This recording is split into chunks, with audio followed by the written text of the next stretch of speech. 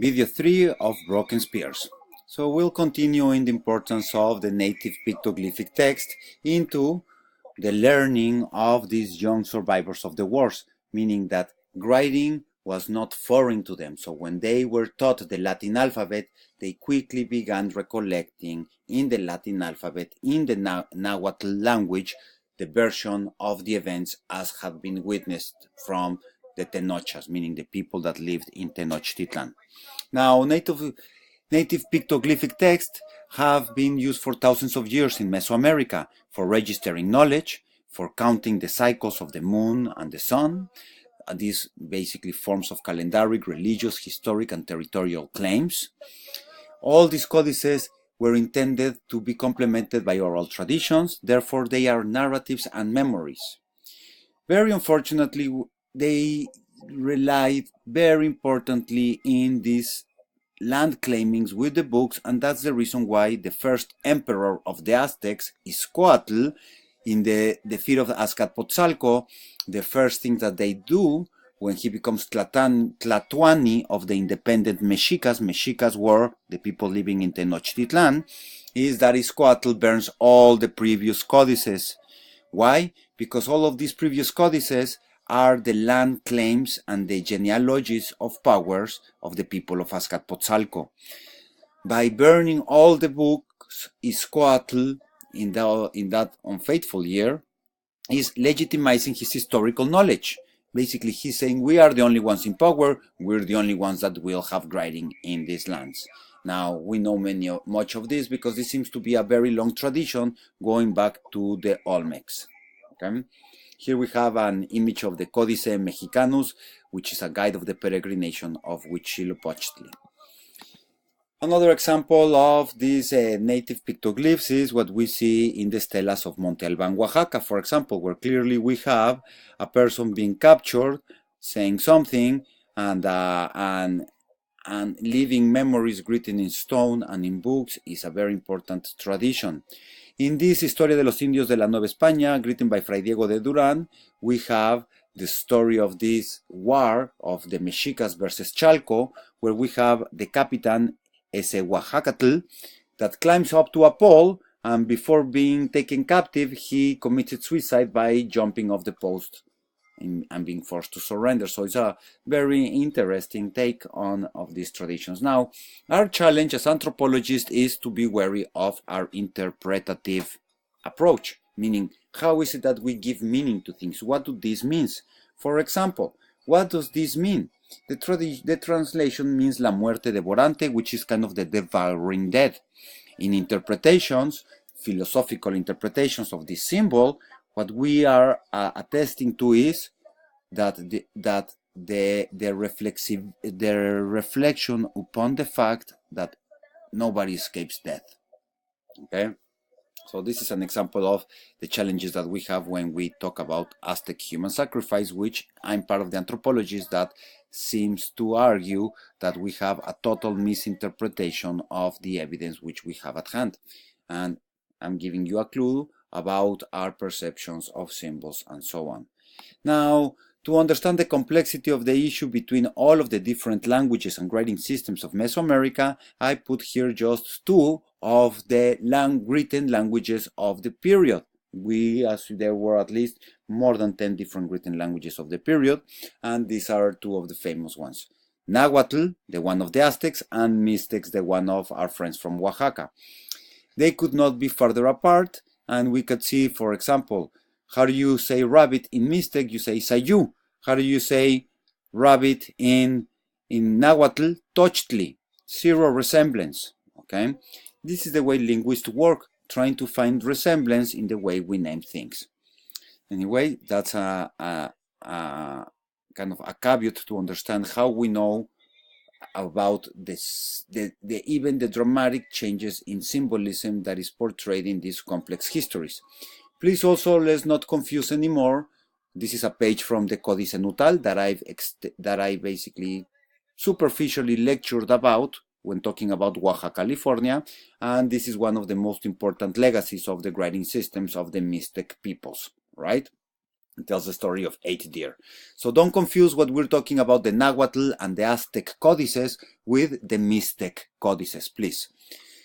The Aztec codices, most of them, we have 500 of them from the colonial era. What does that mean? That means that people that kept writing books even after the contacts with the Spanish.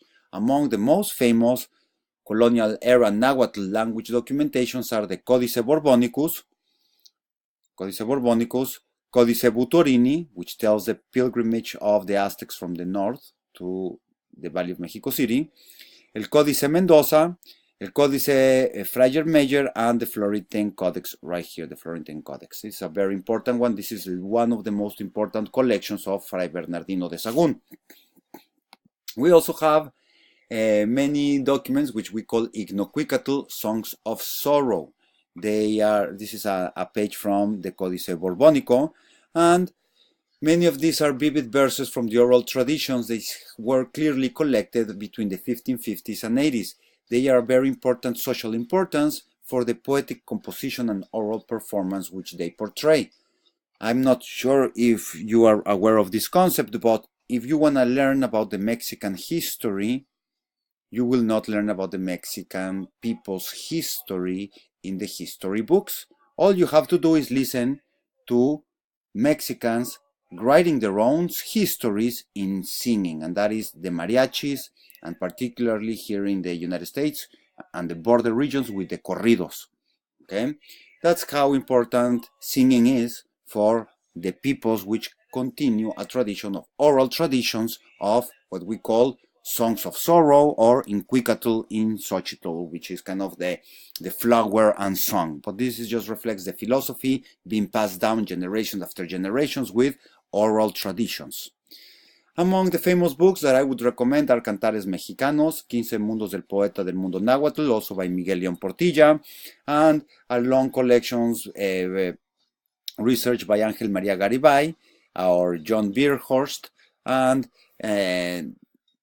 they're just beautiful. If you want to further your knowledge about the Aztec world, there are many philosophical perspectives that have been written down in the forms of poetry. So it's a beautiful way to learn Aztec philosophy by reading poetry. So very important to understand that. Now, this Aztec account that is interesting to us is the account of 1519 to 1521. Now, we do realize that Mexico has thousands of years of civilizations, and that Mexico City, Mexico Tenochtitlan, as founded by the Aztecs, is only one of the various empires that rule the region. Basically, it is in 1427 when the Mexicas, which are also called Tenochas, ally themselves with Texcoco and Tlacopan to defeat Azcapotzalco. Okay? This is reflected, and these very deep fights are reflected in the accounts of Cortés. Cortés arrives to Veracruz in April 22nd, 1519. By August 13, 1521, the last Aztec Tlatoani surrenders. However, the Aztec accounts tell us that 10 years before the Spanish showed up on their shores, they were 8 omens. And very interestingly, for our historiographical record, these omens are described by both Sahagún's informants and a convert from Tlaxcala who has been baptized as Muñoz Camargo. So the first chapter of Miguel León Portilla, what he does is he compares the omens as described by the Aztec narrative, and he also compares that historical document to those omens described by Muñoz Camargo. And this is how interesting it is. On the head of Sahagún informants, who are Sahagún informants? The informants of Sahagún are the survivors of Mexico Tenochtitlan. They are the Aztecs. And these are the omens they tell us. They say there's a bad omen appear in the sky, and they tell us the temple of Huitzilopochtli bursts into flames, that the temple was damaged by a lightning bolt. Omen 4 is that fire streamed through the sky while the sun was still shining. Another omen is that the wind lashed the water until it boiled. Omen 6 is the famous omen of La Llorona, the weeping woman. Night after night, people heard her crying, "Ay, mis hijos, ay, mis hijos." So The Omen 7, a strange creature was captured in the nets of the Lake Texcoco, and monstrous beings appeared. On the other hand, on the writings of a person that has already transformed and converted to Christianity, we see the omens, and Muñoz Camargo writes, a great column of flame which burned through the night, versus a bad omen appear in the sky, so we put one in relation to the other. Therefore, the second omen. In the second omen, according to Muñoz Camargo, he says, the temple of the demon Huitzilopochtli burned. Let's compare that to Sahgun's informants. In Sahgun informants tell us, the temple of Huitzilopochtli burst into flames.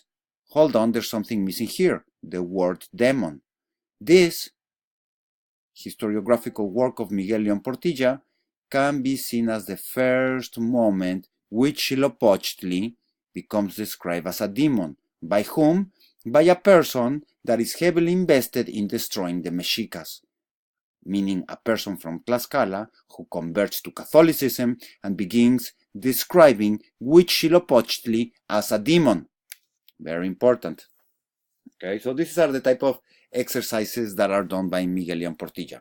We will end here video 3 and we will continue video lecture 4 in a moment.